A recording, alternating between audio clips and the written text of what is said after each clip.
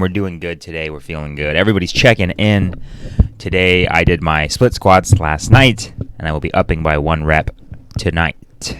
All right, for everybody's roll call, we will be doing the habit roll call, making sure you guys are accountable and getting an unfair advantage on your day. That's what we do here in the Stick to It Squad, is really get the momentum behind what you're trying to do for yourself and your habits. But as well, we share health tidbits and knowledge that give you a little insight from a professional that will really change how you do things and give you tips and tools to utilize in your life. So with that, we're going to move on with the cognitive bias, the heuristic hazard of the day. Heuristic hazards are unconscious decisions that we make without thinking about it. They are programmed filters in our brain that make decisions for us. So with that, we want to show you one of the biases that scientists are paying attention to today, and it's called Heuristic Hazards. The absent-mindedness bias. The absent-mindedness bias states that when a person will show attentive attention and then all of a sudden they'll get inattentive or forgetful behavior. The condition has occasional forgetfulness that we all experience. So we all do this. Our attention is very limited. This world is huge, and we only have the ability to look at the little tiniest, teeniest piece of it. And so when we have ambitions to eat healthy or fold our laundry or go to the store and buy groceries or hit the gym, we have intentions to do all kinds of things, but our absent-mindedness bias takes effect at times, and it is a real thing. We should not blame ourselves for this, but instead be aware of it and utilize tools in our life to prevent ourselves from becoming absent-minded. So we can do things in our life to prevent that from happening. Absent-minded people get lots of exercise looking for things they can't find, right? Have you ever been like running around looking all over the place for something like your keys or whatever? You know, organization is a skill in life that's important to have. The people who are more organized tend to do better on diet and exercise. That is a fact.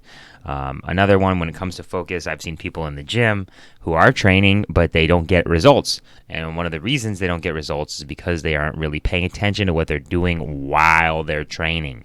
You know, they are on their phone, they're texting, they're not being intentful and aware behind their muscular movement patterns. And that is important in making change in the gym. Another one, you know, behind these smartwatches and bracelets and things like that are supposed to keep us aware and keep us tracking, oftentimes we'll get things like this. These reminders don't seem helpful. We'll stop them so they don't bother you, right? So we just end up neglecting these reminders, and we have to find new ways to keep ourselves accountable to doing things. There's programs out there, things with coaches and online trackers. It works for some people, it doesn't work for everybody. That's why you have to experiment. But the key is accountability is the glue that ties commitment to results. You could be as committed as you want to be, but if you're not putting accountability there to really wire it through, you're just not going to achieve. So you got to have something at stake. Here we have somebody who's training with their partner. You know, having a training partner is always a great idea. It helps get more enthusiasm behind the workout so long as your partner has a positive attitude. And it gives you the accountability that you need, knowing that the friend is going to be there indeed. So don't forget, set reminders, set anchors, set things that really burn in what's important to you. Put sticky notes all over the place. Put alarms. Put your objects, physical objects, in weird places to remind you of importance. Remember, obscure and out of place things are very shocking, so it's easy to remind ourselves with that. So doing things like putting your gym clothes and shoes in a very odd and peculiar place, like in the bathtub. Right, put it in the bathtub if you know you shower every morning, and then you go in and you're like, okay, well, there's my clothes, so I'm going to shower and get my clothes on, or whatever it is. And that was a silly example, but things like that do work. So with that, we hope that little tidbit reminder there reminds us that we all get absent-minded, we all forget things, and we hope to do things in our life to remind us how important it is to stay on track with whatever it is that we're trying to do. Good morning, Miss Evelyn Price. I see you there. I'm looking for my one-up. Oh, there it is. I found it. We got it. Okay, here she is. So the translucent one-up mushroom, the magical. Can you believe this? The magical properties of this mushroom. It's see-through. All right. So we are saying good morning to Evelyn. Got her stretches in, kettlebell swings clean and lifts, hip exercises, no more pain, and she's feeling happy about it. We're happy about it.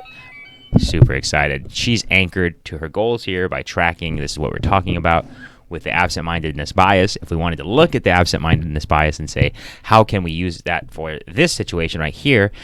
What is she doing? Well, she's on the process right now of trying to abstain from sugar under 6 grams, right? That is her trackable goal. So for her, she's anchored in place with this because she set a hard number. She said, I'm not going to eat any meals or foods that have 6 grams of sugar or more on the nutrition label.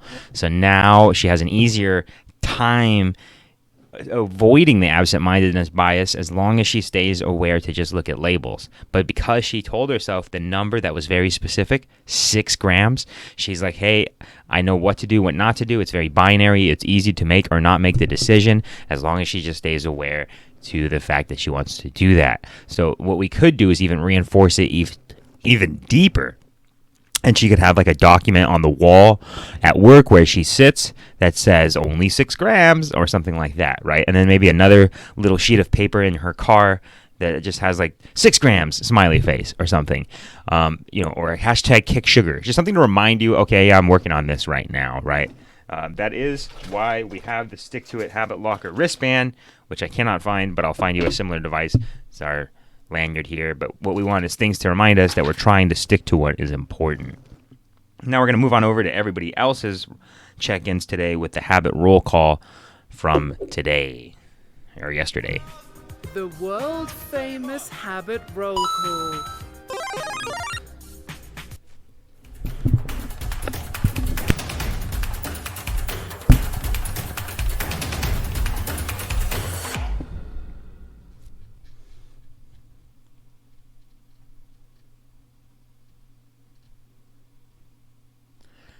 Shazam! We're here at the habit roll call check-in challenge, and we're starting it off with Mr. Baron Adams. Squat will be 9 for the day. Eating was an 8 out of 10. Weighing in at 201.6 from parts unknown. Headed to the lake this weekend, and I'm going to do a ton of boating and surfing. Be safe, everyone. See you all back on Tuesday. He's going to be out for the weekend. No check-ins for him while he's gone, but he is bringing his kettlebell with him to do squats while he's out there. We talked about him doing that before he left, staying accountable and staying away from the absent-mindedness bias. This would be the perfect time to mention that, right? If you're going on a vacation, how easy is it for you to become absent-minded to what used to be important to you for health, right? There's a way to party, get a little loose and reckless, but still have the anchor that is holding you in place saying this is important to me. Last time I went to Vegas, I made sure that I had a hotel room that had a gym, and I worked out every single morning no matter what. That doesn't mean that I didn't indulge and eat crap and drink alcohol. It just kept me anchored and balanced so that I felt good when I got home. Okay, moving on. Evelyn wishes Baron a great time.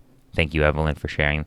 Mike Wassman, day of 71 of meditation and 8 weighted ball slams. I'm also trying to improve the quality of my pull-ups and amount of pull-ups I can do. Please let me know if you have any tips on this. Oh, baby. Time to make a video on pull-ups. Very excited about that. Miss Brandy, okay, this was my day 4. By the way, Mike, I will be making a video on that for you specifically. So stay tuned for that. Brandy, okay, this was my day 4. I watched the live this morning but didn't complete my squats till evening. That's okay. You know what? You get double points for watching, triple points for watching the live. You know, I sit here because I really believe what I'm saying could change any one of your lives because they have helped me. These are things that I think are important for my life, and we are all simple monkey humans. We tend to change in similar ways, even though we think we're so unique. So we are very unique, but we do the art of change, and the fundamental art of change, it really does come down to certain key fundamental processes, and I think that we are really figuring this out here at Stick to It Fitness because that is our intention. We're not get yoked fitness. We're not become a bodybuilder fitness. We're not get as so many veins in our arms that we look like we have an aqueduct system in there. It's our goal is to stick to it, to stay consistently healthy so that we have longevity, that we age well, that we're happy when we're older, that we can play with our grandkids, that we can do all of those things, right? And feel phenomenal at an optimal level, way past capacity of what most people think you can even do, right? That's what we're trying to do here. And so when I'm telling you guys things and you're watching these lives, I really am hoping that you understand that there's true intent behind what I'm saying, instead of just sitting there and you guys are, scrolling on a TikTok, which I'm guilty of. I scroll on TikTok for like 45 minutes and lose all of my time. But when you sit and pay attention to something of value, you actually change your life. I know sometimes it's harder to absorb things that might be a boring topic, but I'm trying to make it excited for you guys. Alrighty. Okay. Evelyn from yesterday's check-in. I won't read that one since I just read today's, but she's keeping her sugar down. That was second day down, and she has 3 days down before that. So thank you for all that. Mr. Baron Adams from yesterday. I read yours. 5 people on. He was excited about having people on. So these are all just people rooting us on here. Nichelle. Oh, Trisha, I see you. Thank you. I'll holler at you in a second. 4.19 miles, Nichelle, in 125 for almost 10,000 steps for a Cali burn 400. Starting heart rate 74, ending 111, so she's moving that heart around. And she's got a whole talk here, so I'm going to see what's going on. Her knees and hips are bugging a little bit. She said she feels good. There's a lot to read. Nichelle, I got to read these live, so I apologize if I can't read the whole thing. I just don't want to make people have to listen to me read this whole thing. But you're saying here that you used to be a long distance runner and now you're more of a walker, which is, long distance running really to me is not that healthy for people. It's kind of an unhealthy obsession, I believe, but this is just personal opinion here. This is where I get really opinionated on running.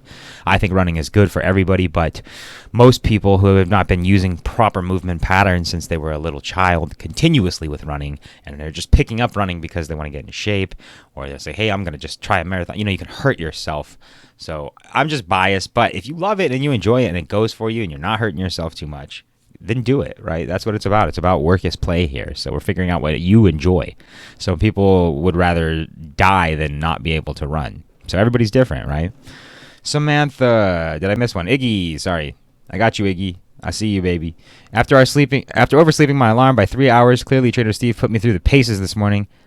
He had to get some rest. Deadlifted up to 185 and increased of 10 pounds and back to 1 rep. So Graham, Iggy here, is doing our habit cycle like I recommend it to a T. To a T.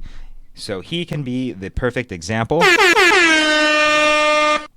for how to do this. So what he's doing is he's deadlifting every single day, just one set. One set could be, in fact, as it is today, just 1 rep. It's only 1 rep for him. That's a whole set. That's all he had to do is literally go into his basement, pick up the deadlift bar, boom, set it back down. That was his workout for the day, as far as I'm concerned. I wouldn't even have cared if he didn't do anything else. Then the next day, he's going to do 2 reps. Then the next day, he's going to do 3 reps. Then the next day, he's going to do 4 until he gets to 20. Then he will stack another 10 pounds on the bar and then start over at 1 again for another 20-day cycle. In doing this, you never feel like you can't do it because you just did it yesterday with 1 less rep. So what's 1 more rep? If you can't do that 1 more rep, take a break and just do it a couple of minutes later. So you still are able to do it, and it's not that hard.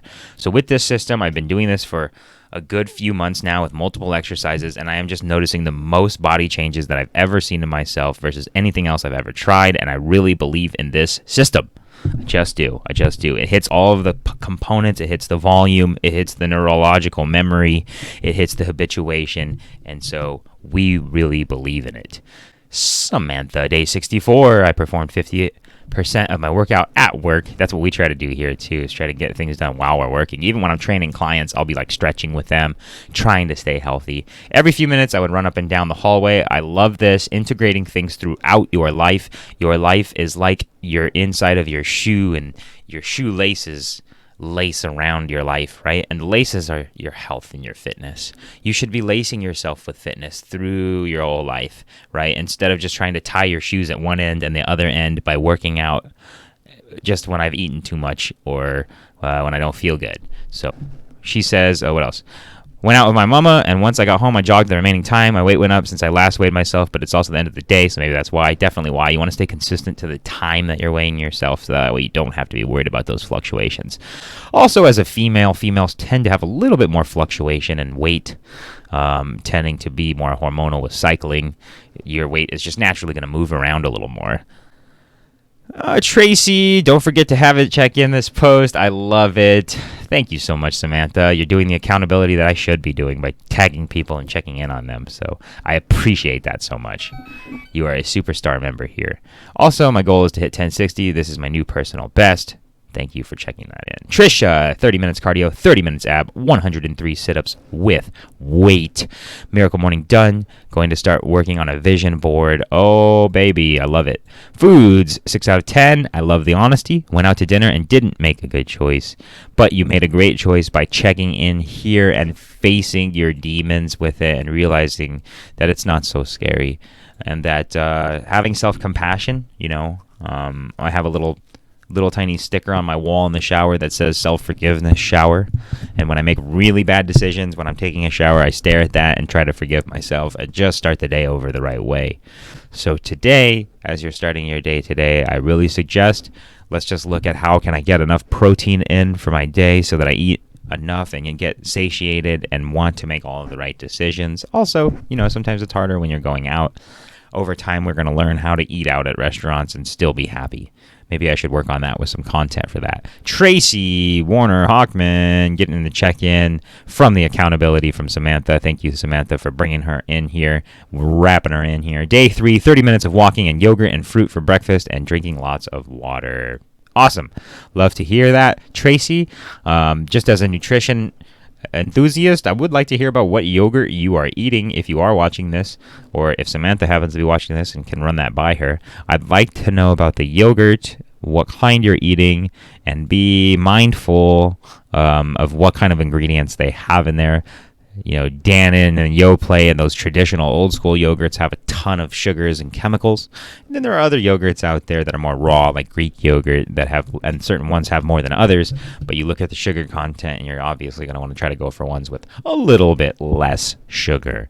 I tend to eat the Fage, I believe is how you say it, Fage yogurt, Greek yogurt, whole fat, believe it or not, high fat. The fat is nutritional. It has good nutrients and micronutrients in the fat. The fat delivers nutrition into your body. I know it's high calorie, but again, we're trying to rewire our brains to not look at calories as the devil. Calories, if you did not have them, you would be dead.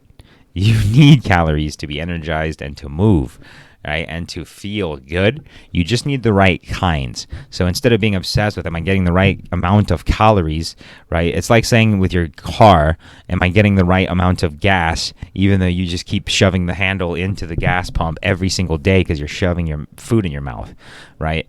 But you're not ever thinking about what is the quality of this gas that I'm putting into my car, right? You're just putting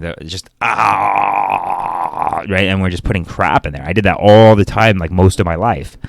And then when I realized like the quality of the octane that I'm putting in this vehicle really changes what I see in this world.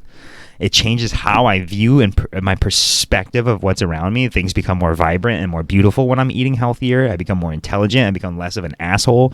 It just makes fucking sense to do it, right? So why would I be a dick to myself and eat like shit? All right. Anyway, that was my little spiel for the day. We're going to see here. I believe we had a nice little compliment from Trisha. Thank you, Trisha. She says that I'm being pretty amazing. So I appreciate you, Trisha. Appreciate you. All right, everybody. That's today's Habit Roll Call. Making sure that you're getting out there having some fun because it's the weekend. Because it is the weekend, I know we get a little wild. So be mindful about that absent-mindedness bias that we talked about today. With that absent-mindedness bias, we want to make sure that we don't lose our mind this weekend. And if we design it so that we want to lose our mind for fun, that we also anchor our bodies in a healthy place while we lose our mind so we can make better decisions. Okay, I think that was a little abstract, but it made sense to me. Everybody stick to it to get to it. Because it's the weekend, I'll leave it with the work is play one. Remember to go out there and actually not work is play because we're not working on the weekend. We're about happiness. So we're going to leave you with happiness. Your happiness comes first. Go do what makes you happy, baby. I'm out.